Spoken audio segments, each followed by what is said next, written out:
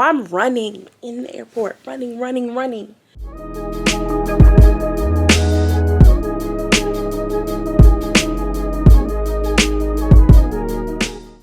Previously on, I can't lift 250 pounds. Like I told you, I don't think it's random. I want a pillow. Hey crew, welcome back to my channel, and long time no see. I have taken a little hiatus off of YouTube. I've had a lot going on in my personal life. I had a death in my family, and I'm now trying to get back into the swing of things, so please bear with me. But let's get back into the regular introduction. My name is Bridgette. I'm a New York City based flight attendant for a major US carrier, and I am already at work. So I'm on call. Today is day 2 of 3. Yesterday I sat airport standby in JFK from 6:30 to 10:30 p.m. They did not use me, and today I became legal at 9:30 a.m. and I was assigned a 2-day trip, an LA 2-day trip shortly after that reports at 12:55 out of JFK. So it is currently 11:54 and I am about to make my way to JFK. So if I don't speak to you again in the airport, I will most likely speak to you in the hotel in LA if nothing changes. So yeah, I'll see you guys in the next clip. I'm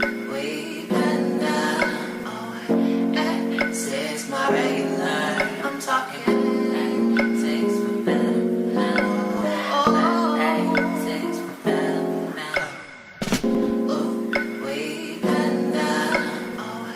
Hey crew, so as you can see, it is a change in scenery, a change of clothes, and all of the above. Please excuse the loud fan. I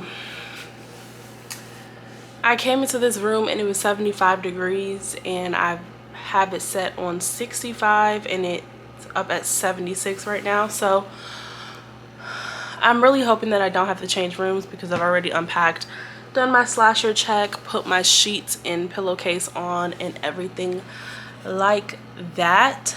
But I think I told you guys, ooh, not this angle. I think I told you guys that I was working an LAX trip or LA trip. If not, I'm working an LA 2-day, one leg to LA, short layover, one leg back to New York in the morning. And then that's it for my on-call days. So let's get into our crew debriefing. We haven't done this in such a long time. Surprisingly, the flight was pretty much uneventful other than one thing that happened. I was the most junior on this crew. As you guys know, or if you don't know and you're new to my channel, at my airline we bid for our positions that we're going to work based off of seniority. I know at some other airlines, especially previous airlines that I've worked at, whatever position you are on the rotation, whether that's A, B, C, D, however many positions there are, or 1, 2, 3, 4, you are that position when you work. It doesn't matter for seniority, but in my case, at my current airline, it does. So typically it can go two ways. Either the senior people don't want to work in the back, which is very rare, or they do want to work in the back, and then the most junior person most likely is stuck working in first class with the lead flight attendant. So that was my case.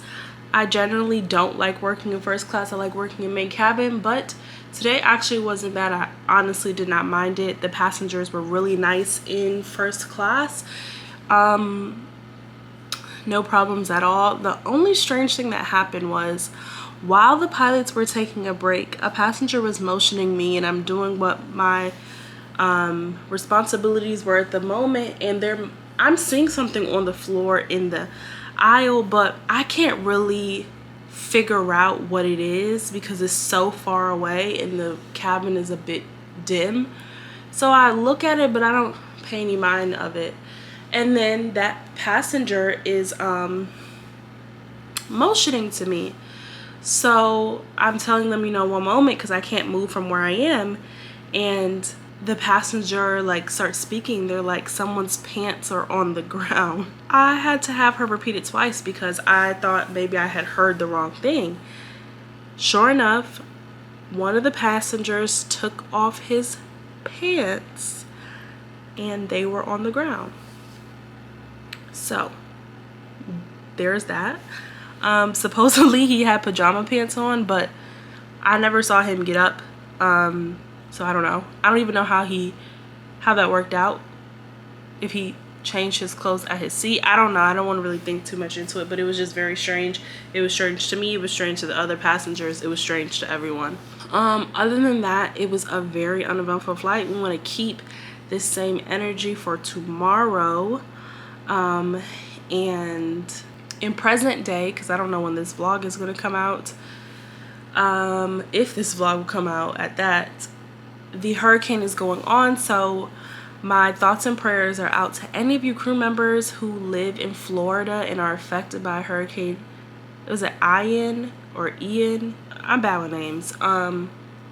Or if you have family members who are in Florida and were affected, my thoughts and prayers are out to you guys. I hope you guys are safe. And yes, I will most likely speak to you guys in the morning, because after I finish speaking to you, I'm going to unwind. Hopefully it cools down in here and I'll be able to relax and talk on the phone and stuff like that. All right, I've been talking for almost 7 minutes. Have a good night. I'll see you tomorrow, day 3 of 3, or day 3 of 3 of on call, but day 2 of 2 of this trip. So bye. Good morning, crew. It is 6:09. I need to head downstairs to get to the airport. Nothing happened from the last time I spoke to you other than someone knocking on my door at 4 o'clock in the morning. So I definitely, even though I use the latch that the hotel provides, I definitely need to purchase one of those door push things that Courtney, Court to Fly on YouTube, if you aren't familiar with her channel, make sure you go check it out, talks about on her YouTube and her Instagram, because I don't need anyone walking in on me. And I've already heard crazy stories about LA hotel layover situation. So that's on my purchase list for next month. But yeah, one leg to New York, and that's it. Let's put out positive vibes and energy that this last one and done leg is uneventful and I make it home with no problems. So I'll see you guys later. Hey crew, please excuse my appearance. I am not sure if this is going to be the beginning. Hold on, you guys are dirty. I'm not sure if this is going to be the beginning of a new vlog or if this is the continuation of a previous vlog. Ooh! You guys, clearly I'm on the struggle bus because I can't get it together. I'm using a tripod that I never use. So I'll just hold the camera. Yeah, like I was saying, I'm not sure if this is going to be the beginning of a new vlog, or at this point it can't be the beginning of a new vlog because it's just too much stuff going on. So we're going to continue this vlog from the previous vlog, if I can even call it that, of my 2-day trip. But I'm going to London. I don't know why it took me that long. And as you guys know, to say that, I don't know why it took me that long to say that. And as you guys know, anytime I go to work, I try to look at the weather and plan what I'm going to bring for that layover accordingly. Once I look at the weather already, it's going to be like 60 something degrees, high 60s, so it shouldn't be that cold. So I need to start packing my bag for that. And I thought, why not show you guys? But I do need to get a tripod for you because there's no way that I can pack my bag and show you and hold the camera at the same time. So just give me 1 second.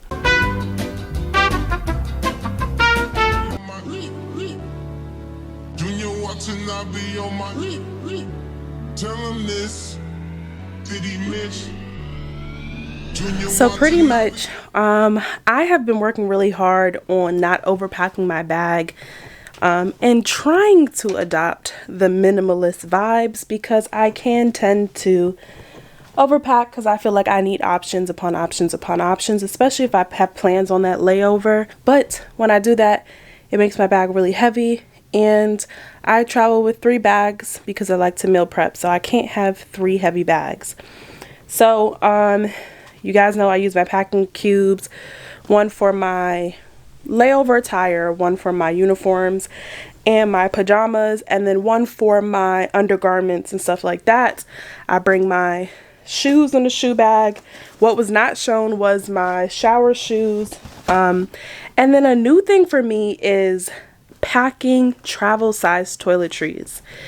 If you are new to my channel, I recently told a story time about how my bag got lost in London because I had to check my bag because I shouldn't say typically, I am a full-size product person. But in London, we have this feature, long story short, my bag got lost. So now it has scared me, even on non-London trips, that I have started to try to see if I can bring travel-sized products. It is interesting as of right now, something new. I've only done it probably 2 or 3 trips, but this is London, so I most definitely am doing it. The only problem with that is that some of the stuff that I use do not have travel size, and I don't like traveling with so many mini travel size containers. So some things, when I am going to London, have to be omitted, but otherwise I still bring them. Last thing that I bring with me, which I've shared with you guys a few times, is my Teddy Blake bag. I have the Ava 9-inch bag with gold hardware. It has stood up. It's been a few months, I would say 5 at the least, and I bring it on pretty much every layover that I'm planning on going out because it is just the perfect size, not too small that I can't fit anything in it, and not too big that it's taking up too much space in my bag. And I love it. So if you're interested in getting yourself your own Teddy Blake bag, they are having a sale for National Handbag Day where you can receive up to 70% off. The link will be in the description box. So I didn't give you a full in-depth bag, how I pack my bag, because I've done one recently in the past few months, but if you are interested, please let me know. I can do an updated one in the future, but other than that, I will see you guys in the next clip. Hey crew, so it is many, almost probably a week, but days later after the end of that 2-day trip that I was attempting to vlog. I'm still trying to get back into the swing of things of vlogging since I have not vlogged in so long, but I wanted to come back and do a crew debriefing and kind of mash that 2-day trip with the trip that I ended yesterday, which was an international trip to no place other than London, basically my second home. I might as well have British citizenship at this point. But back to the 2-day trip. So as you guys know, I worked in the first class cabin. For domestic trips at my base, we don't swap positions, so wherever you're working from the beginning of the trip is pretty much the duration of the trip you're going to work there. So coming back, I worked first class cabin with the flight leader, and it was fine, no problems. It was 100% full. Nothing really happened except one gentleman, I know he was joking, or at least trying to be funny, asking for some pretty bizarre beverage options. He's like, "Can I have a frozen margarita?" And I asked him to repeat it twice to make sure that I heard him correctly, because you know it's loud on the plane and everything. And I was like, "Frozen margarita, that's interesting. I'm not sure if I can make that one." He's like, "Okay, well then I'll take a strawberry daiquiri." And I was like, "You have some very interesting drink options." And he's like, "I'm just kidding. I'll take, a coffee." Other than that, everyone was cool, fine, no problem. Now we get to JFK, and I'm trying to commute back home. Obviously, you guys know I'm a commuter. A commuter, for those of you who are new or not familiar with aviation lingo, is basically someone who does not live in the city or state that they're based in. So in my predicament, I am based in New York City, but I do not live in New York City. So I have to commute to and from work. So I can't remember what time the trip ended, but say the trip ended at 2:30. My flight was supposed to be leaving at 3:30 No, 4. So I was like, oh, I have ample enough time. And typically my commuting flights don't leave out of the same terminal that I come in. It's always just my luck that that happens like that.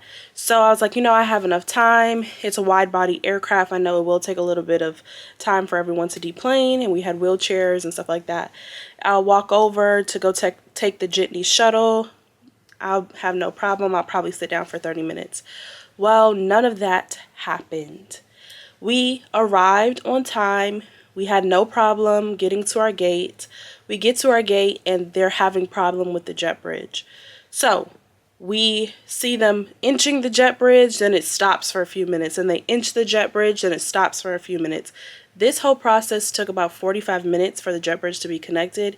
It even entailed, and you know, I don't know what it is when we land. Everyone wants to jump up and try and race, like get their bags down and race down the aisle even though the door's not open. I'll never understand that. So, you know, everyone's done that. So everyone's basically in our face at the boarding door trying to get off, but the door's not open.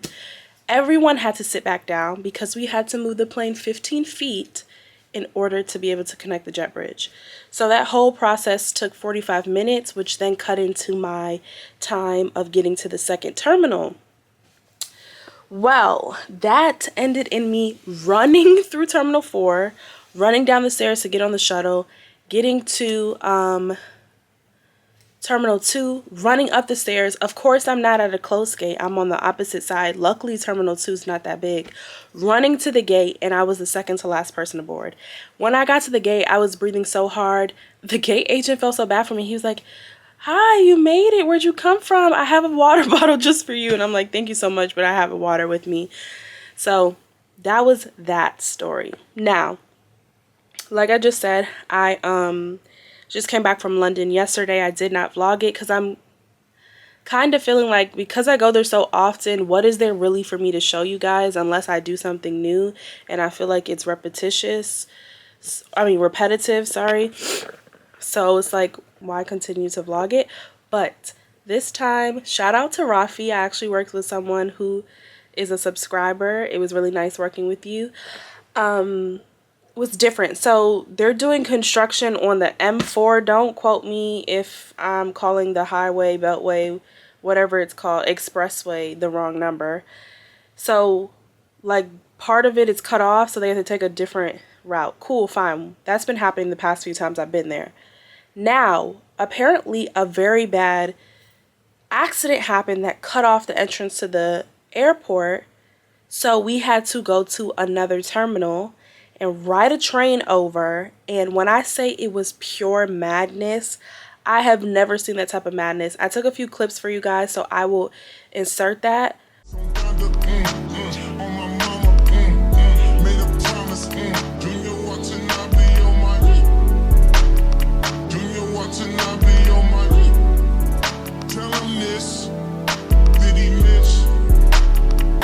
Oh my gosh. And then after the train ride an escalator. It was hundreds of people trying to get on that one escalator. Then at one point they had, like, the airport staff had blocked off the entrance, and it's like the blind leading the blind because we don't know where we're going. This isn't the terminal we normally. It was just a mess. The workers were trying to let half of the crew in and not let the other half through, and the captain had to step up and say, like, "No, I'm responsible for everyone. Like, you have to let all of us through. You can't just let half of us through." And then we made it through that part. There was people running, like, "My flight is on final boarding call. Like, I have to get through. So they let that man through. But come on, you guys, let's be realistic. We haven't even made it into the terminal number 1. He has checked baggage number 2. He has to go through security number 3. And then who knows how far his gate is, and it's already on final boarding call. Unfortunately, I think that man missed that flight. Another thing you have to keep into mind is a lot of airlines cut off check baggage, like the opportunity to check your bag, an hour before departure. So hopefully he was squared away, but I'm pretty sure a lot of people miss flights because of that madness. So now we are walking in this area where the worker finally let all of us through. And then it brings us to this small staircase where everyone is trying to lift their bags up the staircase. Elderly people, crew members, people with big bags, people with little bags. It was a scene of horror, because this poor old lady that was in front of me is trying to lift 2 bags up at the same time. If she falls, it's going to be a domino effect of people falling down a flight of stairs. So we finally make it through. That was just an experience for the books, okay? I've never experienced anything crazy like that. And even when we were on the flight, like after all of that, we go through security. The employee security line is so long. When we first got there, we were like, oh, it's not long. No, the line was wrapped in another direction. We go through security. We're going to the gate. Halfway to the gate, one of the flight attendants is like, hey, what time is it? I go like this to look at my arm. No watch on my arm, my wrist. When I say my heart started beating fast, oh my gosh, I was like, oh my gosh, oh my gosh. So now I'm trying to like run back to the security. Shout out to Rafi. He was like, I'll hold your bags. Like, I'll meet you at the gate. Go and get your watch. So I'm running in the airport, running. I see two of the pilots who are working our flight, and I'm about to pass them. And he's like, are you looking for this? Has my watch in his hand. I was like, oh, thank you so much. I was literally in a frenzy. He was like, oh, it was in the same bin as my stuff. So I assumed it was one of our crew's watches, so I was going to bring it to the plane. I was like, thank you so much. I'm not a person who ever forgets my stuff. But the reason why I forgot this is because how the employee security is set up, it has 2 different lanes. I went to the lane on the left. I put my bags through the little belt, and I had to go over to the right to show my badge. So when I was about to go through like the little metal detector passway thing, the girl was like, oh, you need to take off your watch. I never do it, but you know what? I was like, I'll appease her. So I take the watch off and I put it in a bin on the right. But you remember I said all of my stuff was on the left. So once I went through the little security pass-through thing, I went and got my bags on the left and totally forgot about the watch on the right. So that pilot is a saving grace. So now we're on the flight. It was not full at all. It was pretty empty. And one of the passengers was like, oh my gosh, I'm so happy I made this flight. She was like, we sat in a taxi for 2 hours in the tunnel, like to come into the airport, until we just decided to get out and walk the rest of the way because we were scared we were going to miss a flight. Imagine the amount of people who were in that same predicament. So yesterday was just pure madness. And then my commuting flight got delayed. So yeah, but that's it. That's the end of my little crew debriefing for you. If you've made it to the end of this vlog, thank you so much for watching. Hopefully the next few vlogs will be back to regular schedule vlog content. I'm trying to get back into the swing of things. Please be patient with me. And yeah, as always, stay safe and see you in the next vlog. Bye.